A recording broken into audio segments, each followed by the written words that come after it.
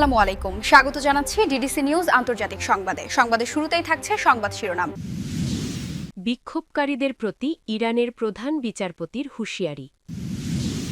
পশ্চিম তীরে বিশ্ববিদ্যালয় ক্যাম্পাসে ইসরায়েলি বাহিনীর এলোপাথারি। ইরান, ইরাক, লিবিয়া, ভেনেজুয়েলা, তেলের লোভে যাদের ধ্বংস করেছে যুক্তরাষ্ট্র। যুক্তরাষ্ট্র রাশিয়া সমুদ্র সংঘাত তীব্র হচ্ছে, উত্তর আটলান্টিকে মস্কোর সাবমেরিন। মোসাদের হয়ে গুপ্তচর বৃত্তির দায়ে ইরানে এক ব্যক্তির মৃত্যুদণ্ড। ট্রাম্প ইশারা দিলেই গ্রিনল্যান্ড দখল করে ফেলবে মার্কিন বাহিনী। এতক্ষণ দেখছিলেন সংবাদ শিরোনাম, এখন জানাবো বিস্তারিত। বিক্ষোভকারীদের প্রতি ইরানের প্রধান বিচারপতির হুঁশিয়ারি। ইরানের প্রধান বিচারপতি বুধবার বিক্ষোভকারীদের সতর্ক করে বলেছেন, ইসলামিক রিপাবলিকের বিরুদ্ধে শত্রুকে যারা সহযোগিতা করবে তাদের জন্য কোনো শিথিলতা থাকবে না। তিনি ইসরায়েল ও যুক্তরাষ্ট্রকে অভিযুক্ত করেন তারা দেশটিকে অস্থিতিশীল করতে হাইব্রিড কৌশল অনুসরণ করছে। এর আগে যুক্তরাষ্ট্রের প্রেসিডেন্ট ডোনাল্ড ট্রাম্প হুমকি দিয়েছেন, নিরাপত্তা বাহিনী যদি বিক্ষোভকারীদের ওপর গুলি চালায় তবে তিনি তাদের সহায়তায় এগিয়ে আসবেন। ইরানের সর্বোচ্চ নেতা আয়াতুল্লাহ আলী খামেনি প্রতিশ্রুতি দিয়েছেন তিনি শত্রুর কাছে নতি স্বীকার করবেন না। বর্তমান বিক্ষোভ গত ৩ বছরে সবচেয়ে বড় বিদ্রোহের ঢেউ শুরু হয় গত মাসে তেহরানের গ্র্যান্ড বাজারে, যেখানে দোকানদাররা মুদ্রার ভয়াবহ পতনের প্রতিবাদ করেন। এরপর থেকে গভীরতর অর্থনৈতিক দুর্দশার প্রেক্ষাপটে অস্থিরতা সারা দেশে ছড়িয়ে পড়েছে। এর মধ্যে রয়েছে অব্যবস্থাপনা ও পশ্চিমা নিষেধাজ্ঞাজনিত দ্রুতগতির মুদ্রাস্ফীতি এবং রাজনৈতিক ও সামাজিক স্বাধীনতার উপর বিধিনিষেধ। ইরানের প্রধান বিচারপতি ও বিচার বিভাগের প্রধান গোলাম হোসেইন মহসেনি এজেইকে বলেন, ইসরায়েল ও যুক্তরাষ্ট্রের প্রেসিডেন্টের ঘোষণার পর যারা দাঙ্গা ও অস্থিরতার জন্য রাস্তায় নামছে তাদের আর কোনো অজুহাত নেই। এজেই বলেন, এখন থেকে ইসলামিক রিপাবলিক ও জনগণের শান্তির বিরুদ্ধে শত্রুকে যেই সহযোগিতা করবে তার জন্য কোনো শিথিলতা থাকবে না। কুর্দি ইরানি অধিকার সংগঠন হেঙ্গাওয়ের তথ্য অনুযায়ী বিক্ষোভ শুরুর প্রথম ১০ দিনে ইরানে মিনিমাম ২৭ জন নিহত হয় এবং ১,৫০০ শতাধিক মানুষ গ্রেফতার হয়। পশ্চিমাঞ্চলে সবচেয়ে বেশি হতাহতের ঘটনা ঘটেছে। মানবাধিকার কর্মীদের নেটওয়ার্ক এইচআরআনা আরও বেশি হতাহতের কথা জানিয়েছে। মিনিমাম ৩৬ জন নিহত হওয়ার এবং অন্তত ২,০৭৬ জনকে গ্রেফতারের তথ্য দিয়েছে সংগঠনটি। ইরানি কর্তৃপক্ষ বিক্ষোভকারীদের মৃত্যুর কোনো সংখ্যা প্রকাশ করেনি, তবে বলেছে নিরাপত্তা বাহিনীর অন্তত ২ জন সদস্য নিহত হয়েছেন এবং ডজনের বেশি সদস্য আহত হয়েছেন। পশ্চিম তীরে বিশ্ববিদ্যালয় ক্যাম্পাসে ইসরায়েলি বাহিনীর এলোপাথারি গুলিতে আহত ৪১ জন। ফিলিস্তিনের অধিকৃত পশ্চিম তীরে একটি বিশ্ববিদ্যালয় ক্যাম্পাসে অবৈধভাবে প্রবেশ করে অভিযান চালিয়েছে ইসরায়েলি বাহিনী।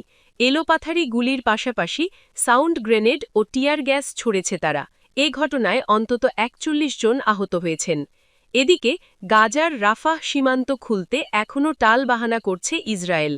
যুক্তরাষ্ট্রের অনুমোদনের পর উপত্যকাটিতে বিশেষ অভিযানের পরিকল্পনা করছে দখলদার বাহিনী।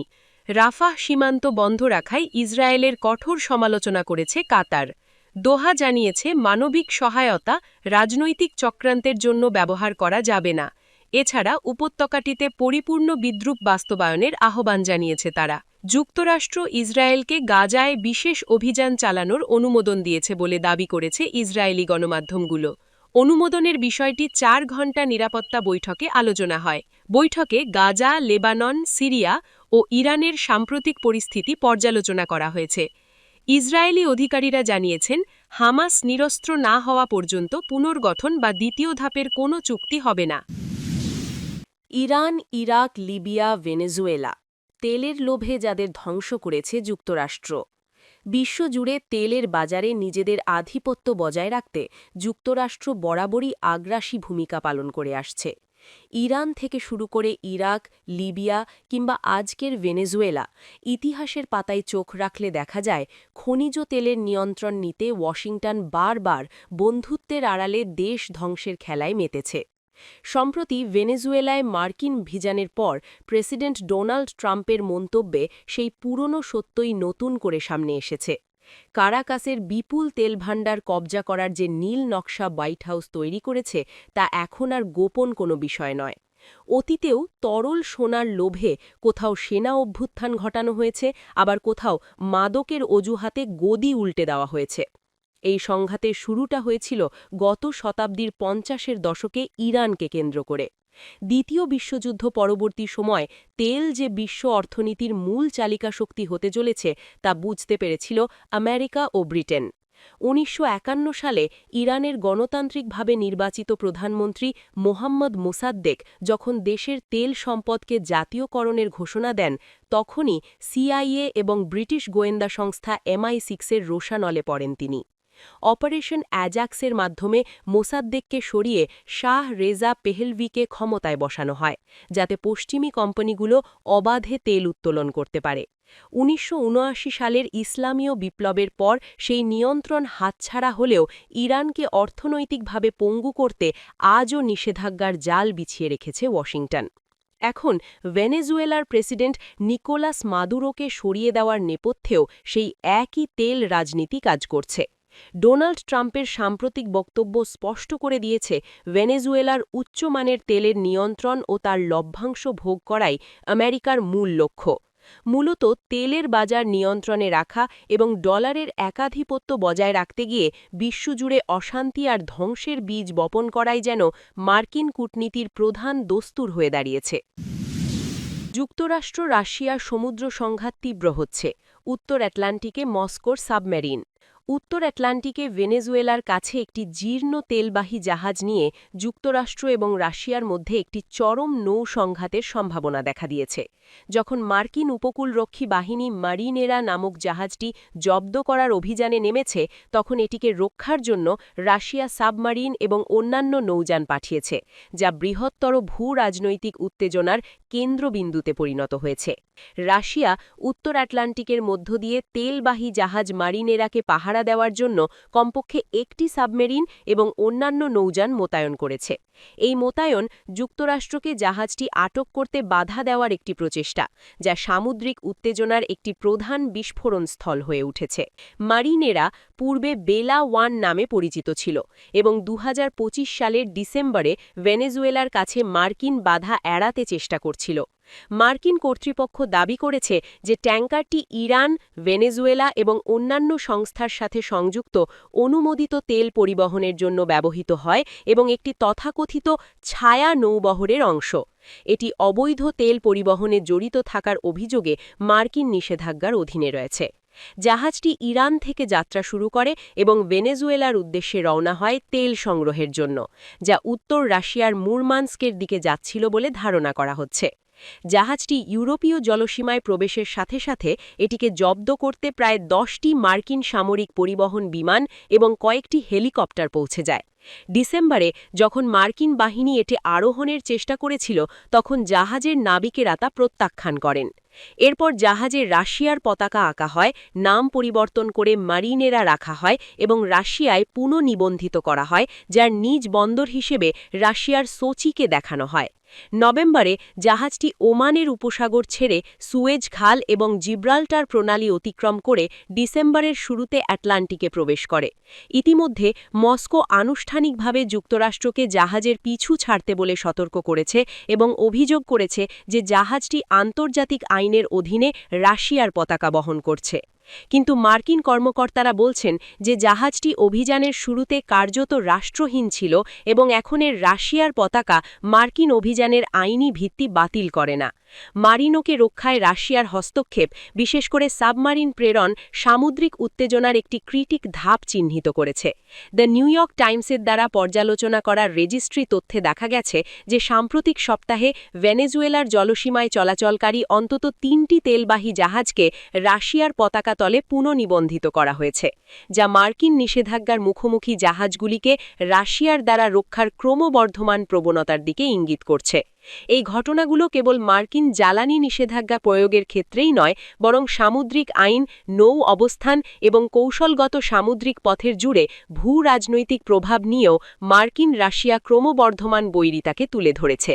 উভয় পক্ষই প্রতিদ্বন্দ্বিত জাহাজের ওপর আইনি এবং পেশি শক্তি প্রতিষ্ঠা করাতে চরম সংঘাতের ঝুঁকি বেড়েছে। মোসাদের হয়ে গুপ্তচর্যির দায়ে ইরানে একজনের মৃত্যুদণ্ড। ইসরায়েলের গোয়েন্দা সংস্থা মোসাদের হয়ে গুপ্তচর্যির দায়ে দোষী সাব্যস্ত এক ব্যক্তির মৃত্যুদণ্ড কার্যকর করেছে ইরান। বুধবার ৭ জানুয়ারি তাকে ফাঁসি দেওয়া হয়েছে বলে জানিয়েছে দেশটির রাষ্ট্রমাধ্যম। বিচার বিভাগের মিজান সংবাদ সংস্থা জানায়, ইরানের সুপ্রিম কোর্ট অভিযুক্ত আলী আরদেস্তানির মৃত্যুদণ্ড বহাল রাখার পর এই রায় কার্যকর করে। আদালতের রায় অনুযায়ী আরদেস্তানিকে অনলাইনের মাধ্যমে মোসাদের কর্মকর্তারা নিয়োগ করেন। অর্থ এবং বিভিন্ন প্রতিশ্রুতির বিনিময়ে তিনি ইরানের ভেতরে নির্দিষ্ট স্থান ও ব্যক্তির ছবি ও তথ্য সংগ্রহ করে মোসাদের কাছে পাঠান। বিচার বিভাগ জানিয়েছে, ইরানের ভেতরে থাকা মধ্যস্থতাকারীদের সাথে আরদেস্তানির নিয়মিত যোগাযোগ ছিল। গোয়েন্দা অভিযানের সময় তাকে গ্রেপ্তার করা হয় এবং পরে জিজ্ঞাসাবাদ ও আদালতে তিনি স্বীকার করেন যে তিনি জানতেন তিনি মোসাদের হয়ে কাজ করছেন। সম্প্রতি ইসরায়েলের হয়ে গুপ্তচর্যির অভিযোগে ইরান একাধিক ব্যক্তির মৃত্যুদণ্ড কার্যকর করেছে। মানবাধিকার সংগঠনগুলো বলছে, এই ধরনের মামলায় বিচার প্রক্রিয়া নিয়ে স্বচ্ছতার অভাব রয়েছে। এই ধরনের অভিযোগে ইসরায়েল সাধারণত কোনো মন্তব্য করে না। ইরানি কর্তৃপক্ষ দাবি করছে, জুন মাসের সংঘাতের পর গুপ্তচর্য বা ইসরায়েলের সাথে যোগাযোগের সন্দেহে ৭০০ জনেরও বেশি মানুষকে আটক করা হয়েছে। ট্রাম্প ইশারা দিলেই গ্রিনল্যান্ড দখল করে ফেলবে কি মার্কিন বাহিনী? আর্কটিক অঞ্চলের স্বায়ত্তশাসিত দ্বীপ গ্রিনল্যান্ড দখল বা নিয়ন্ত্রণে নিতে প্রয়োজনে মার্কিন সামরিক বাহিনী ব্যবহারের হুঁশিয়ারি দিয়েছেন প্রেসিডেন্ট ডোনাল্ড ট্রাম্প। হোয়াইট হাউসের এই ঘোষণায় ন্যাটো মিত্র ডেনমার্কের সাথে যুক্তরাষ্ট্রের কূটনৈতিক টানাপোড়েন চরম আকার ধারণ করেছে। মঙ্গলবার এক বিবৃতিতে হোয়াইট হাউসের প্রেস সেক্রেটারি ক্যারোলিন লেভিট সাফ করে জানিয়ে দিয়েছেন, গ্রিনল্যান্ড দখল করা এখন যুক্তরাষ্ট্রের জন্য জাতীয় নিরাপত্তার প্রধান অগ্রাধিকার।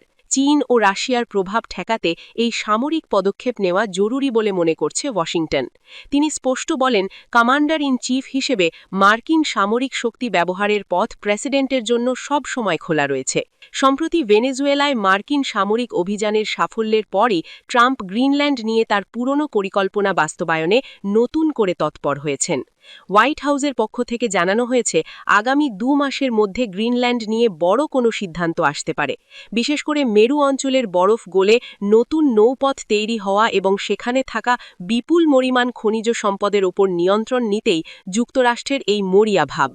তবে গ্রিনল্যান্ড ও ডেনমার্ক সরকার শুরু থেকেই এই প্রস্তাব রজ্জ করেছে।